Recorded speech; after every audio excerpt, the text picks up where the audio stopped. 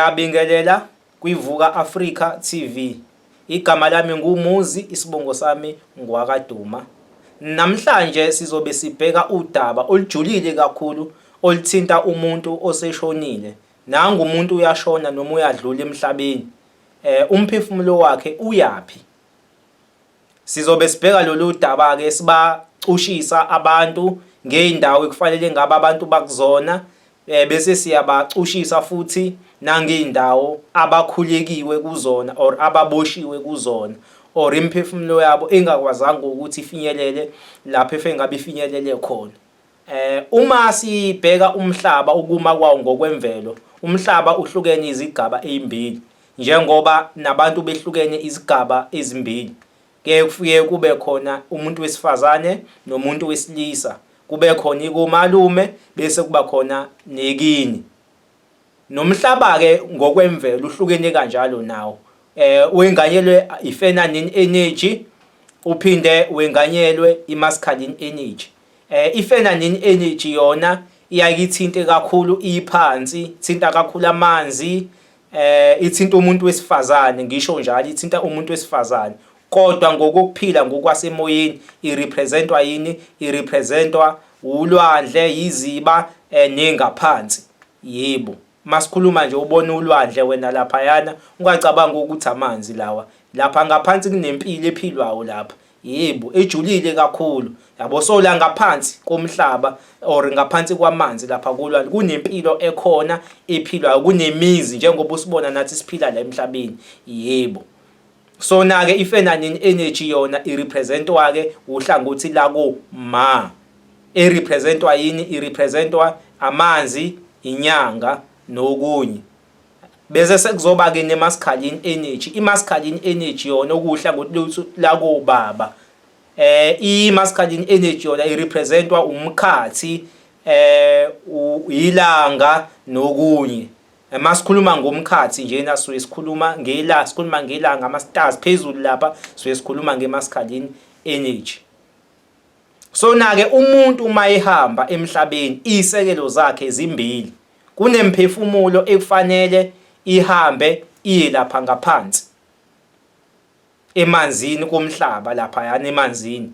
Then bese sekuba khona enye eya laphayana kubaba. Ngizothi uhlangothi lethi la koma. Okusho ukuthi eminye imphefumulo kumele ihambe iye laphayana ohlangothini lethi la koma okuwumhlaba. Eminye kufanele iye phezulu laphayana ohlangothini lethu la kubaba kuma stars, iphinde back lapha kuma stars. Angeke ngihlahle ukuthi abanjani abaya laphayana emanzini or abaya ohlangothini la komalume or nabaya ohlangothini la kobaba. Ngizohlukanisa kanjalo khona khona kuzokwazi ukuthi abantu besheshe bebone kube lula, ngoba izona indawo lezo ekufanele ngabe masihambile thina siya kuzona. Kufanele ngabe siyohlangothini lethu la koma nasohlangothini la kobaba. Imphefumulo kufanele ngabe ihlukana kabili. Kukhona okufanele baye koma ohlangothini la koma, kukhona futhi kufanele baye ohlangothini lethu la kobaba le phezulu kuyi-masculine energy lapha phezulu emkhathini. Kukhona abantu ekufanele bebe lapha yana emanzini. Abantu abakhulu kakhulu ababhilonga lapha yana emanzini ke kube khona abantu abangamele kwezokwelapha. Labo bantu laba bayinyanga, ingedla, labo bantu abanjalo abadila nempande. Labo bantu labo imvama yabantu abangenwe iloyo moya kakhulu, imphefumulo yabo yona isuka ibhilonga laphayana emhlabeni laphayana emanzini. Kwi-feminine energy okuhlangothi la komalume. Imphefumulo yabo isuka ibhilonga kakhulu lapho ngoba basuke bengenwe kakhulu ileyo mimoya leyo or umoya olaphayana we-feminine energy okuyikomalume. Labo bantu imvama yabo bayeke bebhilonge laphayana komalume. Ingani ngisho njalo? Ingoba indlela basuke besebenza ngayo isuka irepresenta ikomalume. Khumbula ukuthi inyanga ifola under i-feminine energy, and masikhuluma ngenyanga sikhuluma ngokwezokwelapha, and inyanga ivamise ukulapha ngokwempande. Njengoba ubona sikhuluma ngomhlaba, masikhuluma nge-feminine sikhuluma ngohlangothi lomuntu wesifazane, sikhuluma ngezinto ezitholakala la emhlabeni, impande. Yabo, abantu abagxile kakhulu empandeni labo. Yes. Masikhuluma nje ngokwelapha, ukulapha angichaze futhi lena akukona ubudimoni ukulapha ngokwase-Afrika, ngoba ngokwe-hierarchy yale Afrika siney'ngedla, yabo, iy'nyanga. Umehluko wokuthi kulezi ndawo esengizibalile kunemibuso emibili. Yabona laphayana phansi lesi esengikhulume khona ngakathi uhlangothi lakoma, imibuso elaphayana angikhulume ngolwandle ngithathe lona. Imibuso elaphayana olwandle iwu2.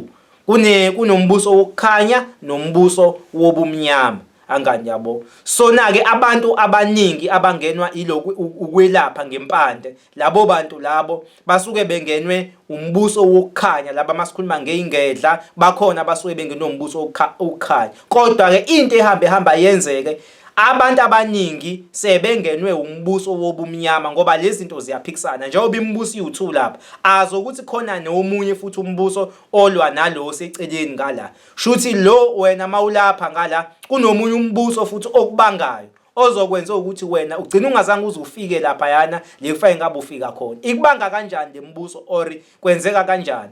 Nanga umuntu olaphayo uphiwe isiphiwo la kwathiwa akalaphi, bese sekuqhamuka umuntu nemiliyoni athi ngicela ungibulalela ngoba wena uyawazi umuthi, ngicela ungibulalela usibanibani, yabo. Once waqala walingeka wajaha imali, wangabe sayinaka le yokulapha yokuphilisa abantu, usuke usuningcolisile ithongo. Lapho-ke usuke usuwenze njani? Usuke sekuwinile lo mbuso wobumnyama. Ziningi-ke abantu namhlanje abalapha ngempande or izangoma, inyanga, ingedla, kodwa uthole ukuthi labantu laba sebesebenzela umbuso wobumnyama, abasasebenzeli umbuso loyana wokukhanya okuyiko malume lethu. So inkinga-ke kube lapho ngoba kuhamba lezi zinto lezi zahijackwa omubi, yabo, into zethu ezinhle kangaka. So yabo, masikhuluma nje namhlanje ngezangoma, abantu nje ekhanda kuduma umuntu omubi. Makhulunywa ngenyanga kuduma umuntu omubi. Makhulunywa ngengedla kuduma umuntu omubi, kanti kwakungenjalo. Inyanga, izangoma, ingedla zirepresenta umoya oyini oyi-feminine energy, orepresentwa inyanga, orepresentwa amanzi.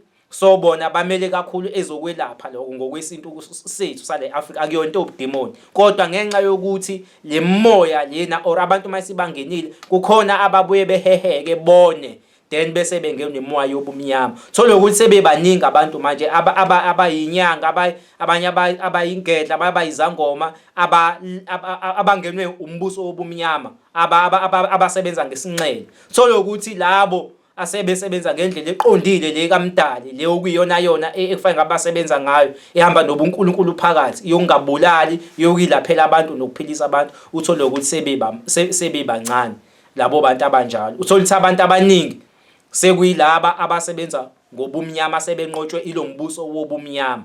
Uma kuwukuthi labantu-ke laba asebenqotshwe umbuso wobumnyama bayadlula emhlabeni, labo bantu bona bayembusweni wobumnyama, bayathunjwa umbuso wobumnyama. Ngiyafisa futhi ukuxwayisa abantu kulokhu. Abantu abaningi sesiyabezwa manje bayakhuluma bathi olwandle akufanele abantu bayihlanganise nolwandle ngoba kunemoya yamadimoni, ulwandle kalunganga, amanzi akalungile. Sizwe sakithi akulona iqiniso lokho. Inkinga ukuthi ulwandle liyinto ejulile kakhulu. Imoya etholakala lapho olwandle iwu2, futhi yonke indawo hayi olwandle kuphela. Nala emhlabeni kunemoya emibili, nasemkhathini kunemoya emibili, wobumnyama nokukhanya. Nasolwandle-ke kunjalo. So hayi ukuthi mawusuku ubuka ulwandle laphayana then bese sewukuthi laphayana ubone ukuthi kutholakala imoya wobumnyama, abantu mabe ulwandle bayolanda imoya wobumnyama. Akusilona iqiniso lokho. Kodwa kuwukuthi kufanele usazi istory sakho mawuya laphayana olwandle, ngoba imibuso yobumnyama yiyo ehlezi khankasa, ehlezi izingela. Lento le yasolwandle ngizoyifanisa nani? Ngizoyifanisa nendawo mhlambe ehle enobugebengu. Umuzo yakulowo ndawo lo kufanele usazi istory sakho moya kulowo ndawo, umuzo yakuwona. Ufike uphethe ikheli lalapho, ubuka ungaloku hamba ubuza, ngicela ukubuza kaba ngoba manje uyozubonwe yigebengu la bese zikubambile lento lena, zikubamba inkunzi. Angithi uyabo, nasolwandle kunjalo. Akufanele uhambe olwandle ungasazi istory sakho.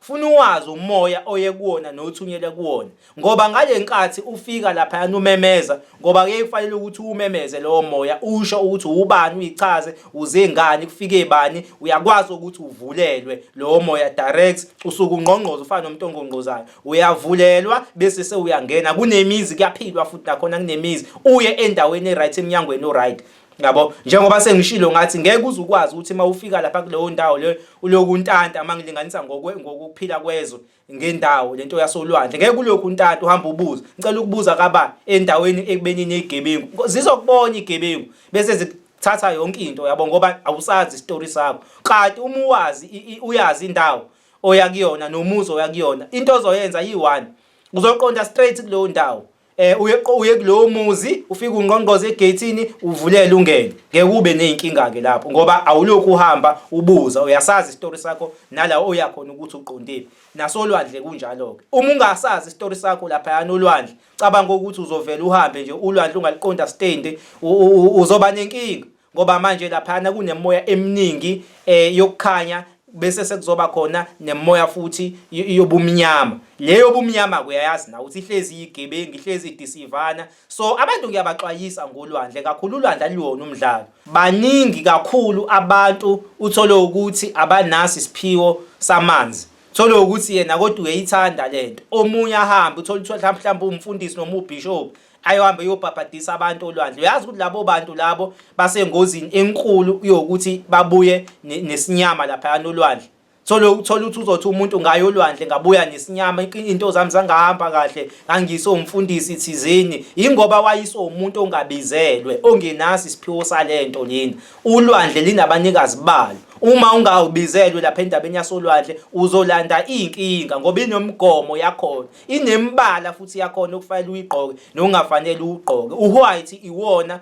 ophasiswe kakhulu lapha yana olwandle ulwandle akuyona into olala namhlanje uvuye ngakusasa uthi uyekhona uhamba uyobhabhadisa abantu kuyazilwa kuyalindwa u7 days uhlambuluke so ulwandle linabanikazi balo sizwe sakithi aluwona umdlalo uma ungazange uzukwenze konke lokho uzothi uma ufika lapha yana ubuye nemoya yobumnyama ungaconnect nemoya ukufike ngabe uconnecta nayo ngoba wena awuzange uzulinde nembalo oyigqokile ulwandle lumdanti lanti inabantu bayo so ayiwona umdlalo yiloko bengifuna ukuveza nje namhlanje ukuxwayisa abantu ngolwandle nokuvezela abantu ukuthi lapha yana olwandle kunembuso emibili hayi ukuthi lapha elwandle kuhlala amademoni njengoba abantu sebesho manje kutshenwa abantu kuthiwa bangayihlanganisi nolwandle lubudemoni no bakhona abantu abaphiwa isiphiwo bakhona abantu abakwazi ukuconnecta nawo amanzi abakwazi ukuconnecta nolwandle baphiwe lento ngeke uzobenze lutho futhi abasebenzeli umbuso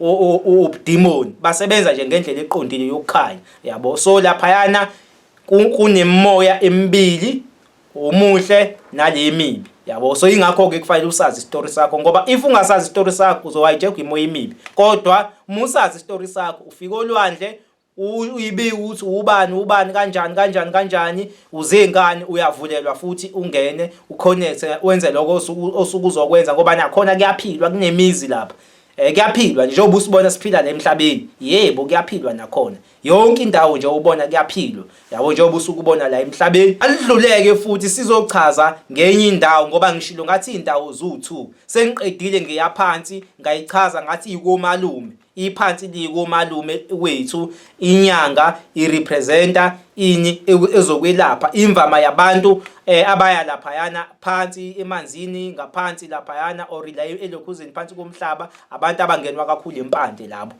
ake lidluleke manje siyobheka futhi abantu abahlangana kakhulu nomkhathi obani abahlangana nomkhathi imphefumulo ihlangana nomkhathi kakhulu ke kube yilabantu laba uthole ukuthi abantu besithunywa labo bantu ke bona abawusebenzisa umuthi kakhulu abawuthanda umuthi kodwa basebenzisa kakhulu umthandazo amanzi labo bantu labo impande nje akuvamisile ukuthi bayisebenzise labo bantu ke ba abantu bona ke besithunywa labo bantu ke labo bangenwa kakhulu ke ileyo moya leyo okuyimoya oyini okumoya womkhathi okuyimoya yohlangothi lethu la kubaba masikhuluma ngomkhathi sikhuluma ngohlangothi la kubaba sikhuluma ngelanga sikhuluma ngama stars so labo bantu so eminye imphefumulo kufanele ngabe iyanyukela ngalapha iyaphezulu lapha yana kuma stars angani yabo ngoba iyona leyo mphefumulo leyo isuka ifola ngalena embusweni lo ngale phezulu okuhlangothi lethu la kubaba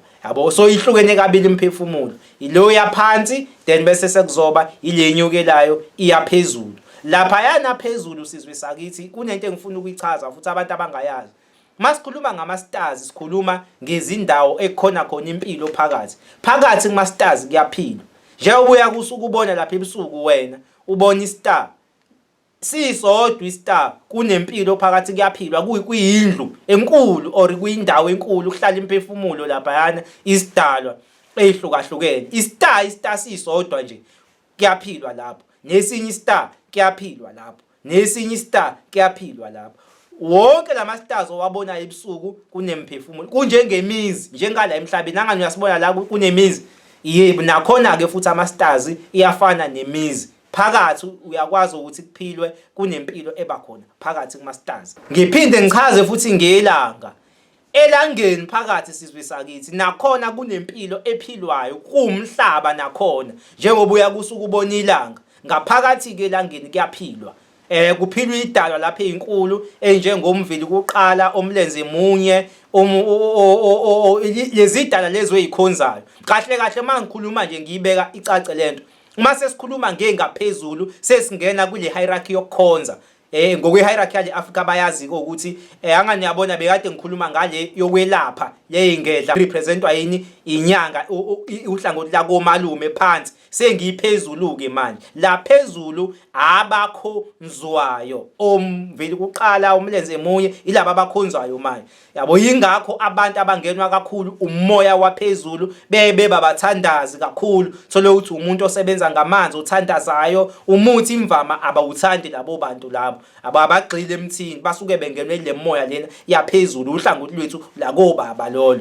Suka lapha yana phansi abantu bayathunjwa yilabantu labo. Uthola ukuthi njoba sengichazile ngasho ngathi kunabantu uthola ukuthi inyanga kodwa bayathakatha, uthola ukuthi baphatha umthomubi. Yebo bayephatha impande kodwa baphatha umthomubi. Yilabantu laba abalahla ubizo labo bajaha kakhulu imali yabo. Yilabo bantu laba abangenwe usathane labo bayathunjwa bengale embusweni wobumnyama angani uyabo. And ngikhathazekile ke sizwe sakithi ngoba ngathi mangibulelwa lento ngivezelwa ngakhonjiswa ukuthi bancane kakhulu abantu abaye embusweni wokukhanya. Iningi labantu liboshwe embusweni wobumnyama, baboshiwe abantu abaningi abafikile lefa engabe bafike khona.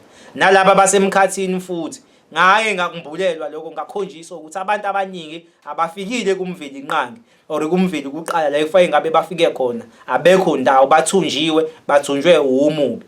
Ngoba lento yokuthunjwa basiqala kiphi labantu laba basiqala la emhlabeni, basintroducele izinto ezizophambana nomveli nqangi nezinto ezizophambana nokulunga nama systems akanjalo. Ngale nkathi sinaka lama systems lawa akhona entertainment siyasuka kumveli nqangi. Sona ke abafikile abantu lekufanele ngabafike khona abaningi baboshiwe bathunjiwe ngokwala ngaphansi nangaphezulu futhi abafikile abantu abaningi kumveli nqangi. Ngakuvezelwa lokho ukuthi abantu abaningi bathunjiwe. Bathunjwa kuphi abantu abaningi futhi sizwe sakithi abathunjiwe emkhathini, abaningi futhi abathunjiwe olwandle bathunjwe khona lemhlabeni ngoba lama systems lawa aqala khona lana emhlabeni. Njengoba sengishilo uma entertainment imali izinto zale emhlabeni zonke lezo yabo. So basithumbe la emhlabeni lezi gebengu ezibizwa ngokuthiwa ama fallen angels, usathani inhlangano yobumnyama basithumbe la emhlabeni labantu.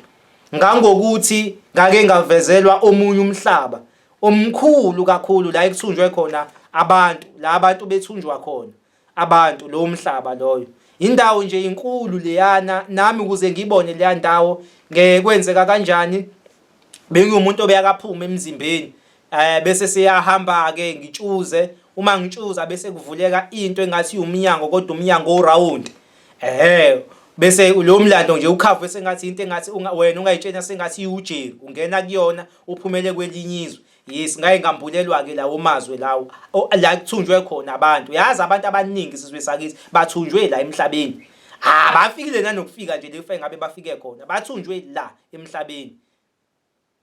ngabantu abayazi ngama-dimension lento lena bayake besho ukuthi abantu bathunjwe kwamanye ama-dimension abekho ku-dimension 5 lefe ngabe bakhona bathunjwe la kwamanye ama-dimension. Yebo baqinisile labo bantu, kodwa izinto esikhuluma ngazo mina ukuyibona kwami angizange ngize ngiyiswe emkhathini, ngayibona ngokwasemhlabeni. Yes, njengoba ngeke ukuchaza umlando ukuthi la emhlabeni njengoba sila kuyiphutha ekuthenini la emhlabeni sisodwa, miningi imhlaba ela emhlabeni la sikhona nathi, kuwukuthi kuphela sifihleliwe lokho kwase sikukhava ngoma ice wall, kodwa imhlaba mningi. So na-ke kweminye imhlaba ekhona lana kuney'ndawo ezisetshenziswayo ukuthunjwa abantu, kunabantu abathunjiwe kakhulu bethunjwa la elokhuzeni, bethunjwa la emhlabeni. Yebo, bethunjwa inhlangano yobumnyama. So labantu laba abangafiki le kufanele ngabe bafike khona, labo bantu labo sizwe sakithi kusuke kufana nokuthi baboshiwe omubi, into eyodwa nje nokuthi basuke bethunjwe omubi ngoba basuke bengenayo iguidance kaMdali. Yabo, basuke bengagayidekile ngokukaMdali. Usathane wenza noma yini ngabo, uyakwazi ukubasebenzisa isinomi kanjani, ngoba laba bantu njengoba behleli kule ndawo abahleli kuzona bevalelekile. Kahle indawo ekufanele ngabe siya kuzona thina zu2 ilezi esengiyibalile lapha phezulu nangenzansi, kodwa indawo seziningi manje. Nqwaba yendawo ezikhona elokhuzeni la abantu beboshwe khona. Into nento sizwe sakithi oyenzayo la emhlabeni iphenduka izulu lakho, into engayibona. Kunabantu okuyibona abaqala izinto ezinjengokungcola, abangenwa isathanizim yokuqala izinto ezungcola, like umuntu owaqala ukwenza into embi. Lo muntu oqala izizukulwane esidala, lo muntu loyo leso zizukulwane siyaboshwa.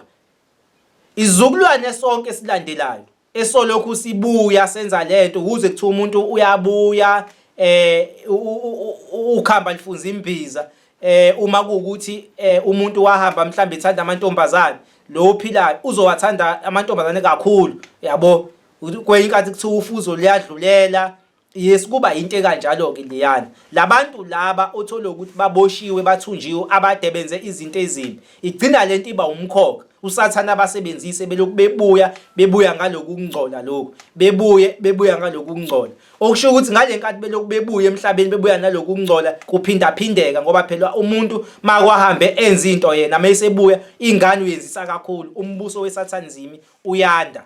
Yabo, so usathane laba bantu labayana ababoshiwe uyabasebenzisa kakhulu laba bantu laba, and uwenza konke okusemandleni ukuthi laba bantu labana bangakhululeki kufane nokuthi abantu bakhe. Yabo, aba-one kuba abantu bakhe. Yabo, usathane uyabasebenzisa kakhulu laba bantu laba ababoshiwe.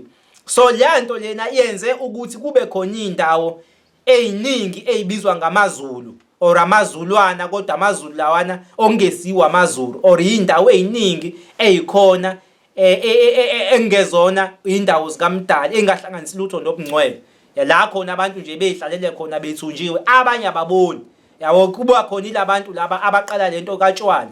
Yazi abantu bangathuka isimanga ukuthi kunezinto eziningi ebezizenza thina esicabanga ukuthi usiko lwethu, kanti akulona usiko lwethu. Abantu abayiqala lento lena leso zizukulwane siboshiwe.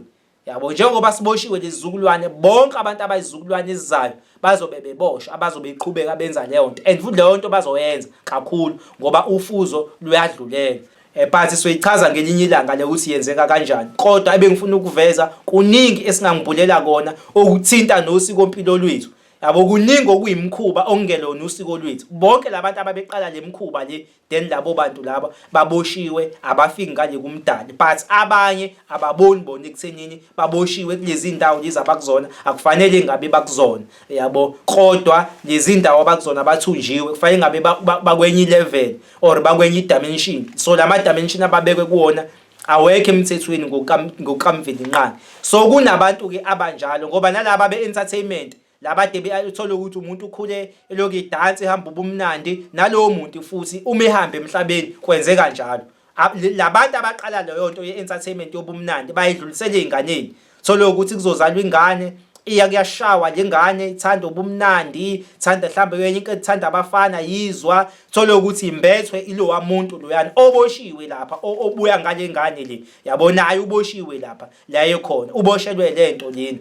ulokhu ebuya-ke ngale ngane uyena owenza leyo nto, nale ngane mayihamba emhlabeni iphindela khona futhi laphayana la eboshwe khona naye, iphinde futhi lento iloku ihamba, yabo. So baningi abantu ababoshiwe, iziningi nezinto ezizenzayo esicabanga ukuthi ezinye ziwusiko lwethu, kodwa abantu abayiqala lezi zinto baboshiwe, nathi siboshwa kanye nabo. Ngelinye ilanga kodwa ngizoyichaza leyo, ijule kakhulu lento engiyichaza la, ngoba nesineke nje kahle nginichazele zonke lezi zinto lezi eziningi esitshenziswa usiko lwethu, okuningi akulona usiko lwethu, okuningi kuwumkhuba, kodwa ngelilanga ngiyochaza ngosiko lwethu ukuthi luyini usiko lwethu, uyini umkhuba, because abantu njengamanje benza imikhuba abalenzi usiko, and labantu abaqala lemikhuba baboshiwe, and njengoba beboshiwe baningi abantu mabeshona beyoboshwa kanye nalaba bantu laba. So kusekunendawo eziningi manje ezamaZulu, yabo, kodwa futhi akusiwona amaZulu, yabo, or izama dimension, kodwa kungewona ama dimension eqiniso oku dimension 5 la emngcweleni. Ngifuna ukulinganisa kanjalo ngoba khona abantu engeke ngibezwe bekhuluma ngama dimension nabo kungashiyi ngaphandle, yabo. Ngicacise ngendlela abazosheshe bekwazi ukuyibona ngayo abanye abantu, thola ukuthi bakwama dimension okungafanele ngabe bakubona, abathunjiwe kuona, abayigqila kona bona bengaboni. So le nto kama fallen angels abasebenzisa laba bantu kakhulu sizwe sakithi ngoba bandisa ukuhlupheka emhlabeni ngabo, yabo. Baloku bebuya kahle kahle laba bantu into abasuke beyibuyela, uyakuthola ukuthi ingane yakho uyayibona nje incane ukuthi abo isigebengu ke lesi, uyibona incane, intshontsho incane le ngane leni, hayi ngoba kuyingane yakho eyisigebengu, kusuke kuwumuntu wala ekhaya owahambe ngenomoya ukasathane wobugebengu. Mayesefika ngalena wangaya kwi-dimension okufanele ngabuye kuyona, wangafika lapha ekufanele ngabe ufike khona, wayesethunjwa umphefumulo wakhe wosuma. Njengoba sengishilo ukuthi amaZulu maningi indawo esezamaZulu abamancane la beboshwe khona. So lo muntu uma ebuya uzobuya ngale ngane le, ngale nkathi ebuya ngale ngane, nale ngane izoba isigebengu incane, uyena obuya kule ngane lena, angani uyabo. So nayo ke ihlakaniphe kuyona wokuthi if uyibona le ngane uthi no, nayi ingane yenza ukuthi nokuthi isigebengu incane, isukumela indaba yalongane leyo, yabo. Uzame ukuthi cele intethelelo lo muntu lona noma ngayiphi indlela okholelwa kuyona, uzama ukumtakula lo muntu, labo bantu laba bantu badinga usizo sizwe sakithi, sebebaningi lapha yana, yabo, badinga usizo kakhulu. Yabona nje nami ngiphezulu kwenhlelo uma ngathola kahle imali kuyokhulula abantu bakithi, lento ngiyibona nami ke ngongibulelwa nami izinto, mangisuke ngiyimbulelwe izinto zami nami, ngithathwa ngikhonjiswa, njoba ngayingasho ngathi ngumuntu obethathwe ekhonjiswa imfihlo eziningi, ezinye zeimfihlo ke engayikhonjiswa zona ekuthenini abantu bastakile abaningi abafikile lefe engabe bafike khona. So nawe endleleni noma ngabe yipi into okholelwa kuyona isebenzise ukhulule laba bantu abalapha badinga usizo, basendaweni eziningi bathunjiwe. Zonke lezi zinto ezokungcola emhlabeni ezikhona abayiqala ezayiqhamuka kwisathanizini bathunjiwe laba bantu laba, and manje mabebuya baphenduka nokuhlupheka izweni sethu kahle kahle ngokwabo basuke bezama ukuyiveza ekuthenini sikhona sithunjiwe, kodwa ubona ingane yakhe iba isigebengu. So ufuna uzame wena ukuyisebenza le ngane lena, mawuthi ukholelwa mhlambe noma ngabe iphi indlela okholelwa kuyona, ukuthandaza, bathandazele laba bantu, nale ngane izohamba le ngane ikuyeke ukuba isigebengu, yabo. Ngoba lo muntu ongalena usuke esekhunjuliwe, esenyukelwe kwenye dimension or esenyuselwe kwenye level, angani uyabo. Because laba bantu labani into engayibona sizwe sakithi badinga usizo, kunzima ndlu yakithi emnyama. Abantu mabehamba emhlabeni abasafiki le kufanele ngabafika khona, izinto eziningi sinikezwe zona le emhlabeni zama systems yona engcolisa abantu. Baningi abantu abathunjwayo ilaba uthola ukuthi umuntu ubeyiphilela impilo yokuyithintela, uyayiphuzela, wangayinaki izinto eziningi, uyabo. Bayaboshwa labo bantu, nabo bahleli bakulo ndawo enkulu, nabo bathunjiwe, kodwa bona babona, abanye bayajabula. That's why uyakuthola ukuthi kunomuntu obuya enganeni, thola ukuthi umuntu akuyeke ukuthanda utshwala, ukuthanda kakhulu utshwala kwaze kweqe, usuke embethwe yilaba bantu laba, bayabuya bebuye ngabantu abaphila. Lezi zinto lezi bazenza ngabantu abaphila bathunjiwe laba bantu sizwe sakithi, yabo. So bengifuna ukubaqwashisa abantu futhi ukuthi kunemphefumulo eminye ethunjiwe ehleli kwamanye ama dimension engazange izifike la engabe ifike khona. But ke indaba ezimnandi kakhulu uma ngivezelwa ngitshenwa nami ngikhonjiswa lezi zinto lezi wokuthi laba bantu laba in future bazokhululwa, yabo. Kunezinto eziningi ezizayo emhlabeni ezokwenza ukuthi in future bagcine laba bantu sebekhululekile, njengoba even kuyimanje bayaqala laba bantu baya ngokuzokhululwa laba bantu la bekhona bayakhishwa. Kodwa bazokhishwa kanjani na? Bazokhishwa ngathi, ngoba thina laba bantu njengoba sikhona lemhlabeni ngokomthetho sasithunyelwe ukuzokhulula bona. Mawusukuvuka usukune-task ozoyenza, i-task ukuthi sikhulule laba bantu laba, but ama-fallen angels ayakuvimbe lokho, ingakho elethe lezinto zobumnandi. So injalo-ke lento njengoba sengiyichazile, ngokomthetho abantu kufanele beye komalume, abanye kufanele beye laphayana uhlangothini lethu la kobaba, kodwa abantu abasafiki kobaba, abantu abasafiki futhi laphayana uhlangothini lethu la komalume, baboshiwe. Beboshwa yini na? Isystem eyalethwa lemhlabeni, inhlangano yobumnyama. Yabo lezi zinto zonke ekhona emhlabeni, alcohol entertainment iyenze abantu ukuthi beboshwe, bese kuba nendawo eziningi ezibukeka njengamazulu ongelona kodwa yizulu. Kodwa manje na thola ukuthi abantu abaningi kulezo indawo ababoni, thola ukuthi bona bakhululekile, bahleli benza lento lokho kwenza ukuthi mabebuye einganeni balokhu bebuya nalokungcola babekwenza kwande emhlabeni. Ama-fallen angels asuke efuna lokuthi umbuso wokungcola wande emhlabeni. Yabo ingakho besithumba ngalezi zinto lezi entertainment. So into engakhulula umuntu ekuthenini akwazi ukuthi efike le kufanele ngabe efika khona, yabona ukunaka zonke lezi zinto ezikhona la emhlabeni. Kufanele uqala uyifune wena ukuthi uzokwenzani la emhlabeni, ufune eqala ubani uzokwenzani. Once wathola ukuthi ubani uzokwenzani, then kuzoba lula ukuthi ukwazi ukuthi uxhumane nesidalwa esiphila ngaphakathi kwethu, isona esokuguide entweni ezimbi engalungile, isona esizokwazi ukuthi siguide. Then bese usuyaqala ke bo umuntu onothando nokulunga, then ube light ngokwenhliziyo yakho, uyakwazi ekuthenini ke umuhambe emhlabeni unyukele kwenye level. But uma kuukuthi umuntu osathanda izinto zasemhlabeni, umuntu osanenhliziyo embi, ubathanda uphila nje lempilo le yale emhlabeni, uba nenkinga ngoba manje mawuhamba ugcina uboshwa. Enye into abantu engafanele bayithathe kancane ama media or lama TV lawa aleke niwabona ku TikTok.